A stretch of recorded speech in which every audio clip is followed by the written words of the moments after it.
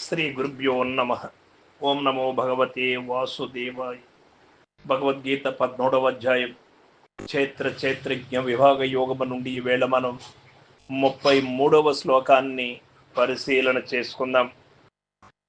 యదా సర్వగతం సౌక్ష్మ్యాత్ ఆకాశం నోపలిప్యతే సర్వత్రావస్థితో దేహి తదాత్మానోపలిప్యతే.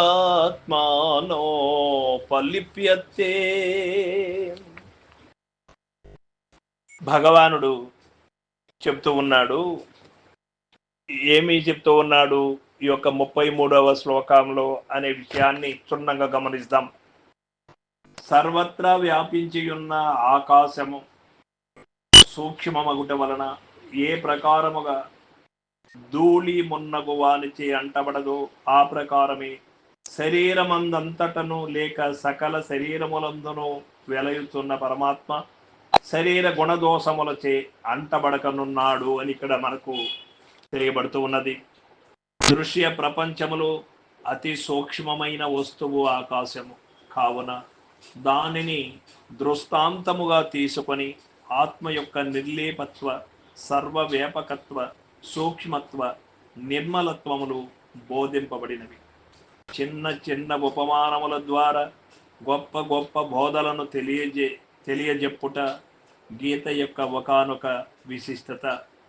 ఆకాశము అని చెప్పినందువలన ఆత్మ ఆకాశమని ఎవరును భావింపరాదు. ఆకాశము వలె అతి సూక్ష్మమైనదని మాత్రమే ఎరుంగవలేను. ఆకాశము బురద మొదలగు వాని యందు వ్యాపించి ఉన్నను వాని గుణదోషములచే అంటబడనట్లు ఆత్మయు దేహమందు అంతటను వ్యాపించి ఉన్నప్పటికీ దాని సుఖ దుఃఖాదులచే గాని జనన మరణాదులచే గాని ఏమాత్రము అంటబడదు. మరియు మేఘమునందు ఎన్ని మెరుపులు, పిడుగులు, నీరు, వడగండ్లు,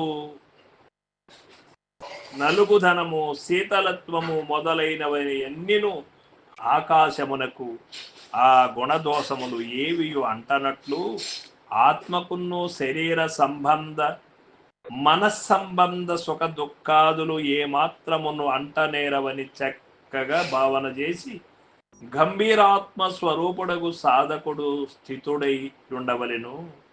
తాను వాస్తవముగా ఆత్మస్వరూపుడే కావున తనను దేహమునకు సాక్షిగాను దేహాతీతుడుగాను చింతన చేయుచు దేహ సంబంధము గాని సుఖ దుఃఖాదులు గాని తనకు లేవని తలంచి గంభీరముగా నిర్భయముగా ఆనందముగా నుండవలెను అని ఇక్కడ మనకు తెలియబడుతూ ఉన్నది.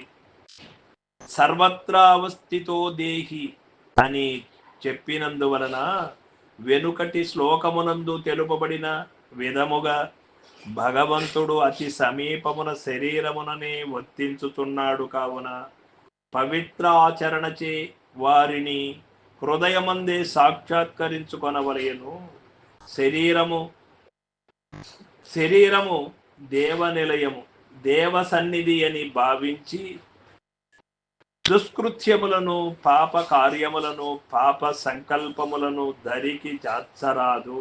మరియు ఏ జాతి వారైనను, ఏ మతము వారైనను, స్త్రీ అయినను, పురుషుడైనను తన శరీరమున దేవుడగు జగన్నాథుడు నివసించుతున్నాడని నిశ్చయించి ధైర్యోపేతులై వారిని సాక్షాత్కరించుకొనుటకు శీఘ్రముగా యత్నించవలెను. అతడు దేహమున ఎక్కడున్నాడో అని పంచకోశములను వెతకి మనస్సును శోధించి తుదకు అతనిని కనుగొనుటలో విజయముగాంచవలెను. ప్రయత్నశీలునకు అతడు దొరికి ఏ తీరును. పరమాత్మ యొక్క స్వభావమేమి అన్నప్పుడు అతడు శరీరమందున్నను ఆకాశము వలె నిర్లేపుడై దేహ సంబంధ సుఖ దుఃఖాదులచే ఏ మాత్రము అంటబడకనున్నాడు అని ఇక్కడ మనకు తెలియబడుతూ ఉన్నది. సర్వం సద్గురు పాదార్పణమస్తు. జై గురుదేవ.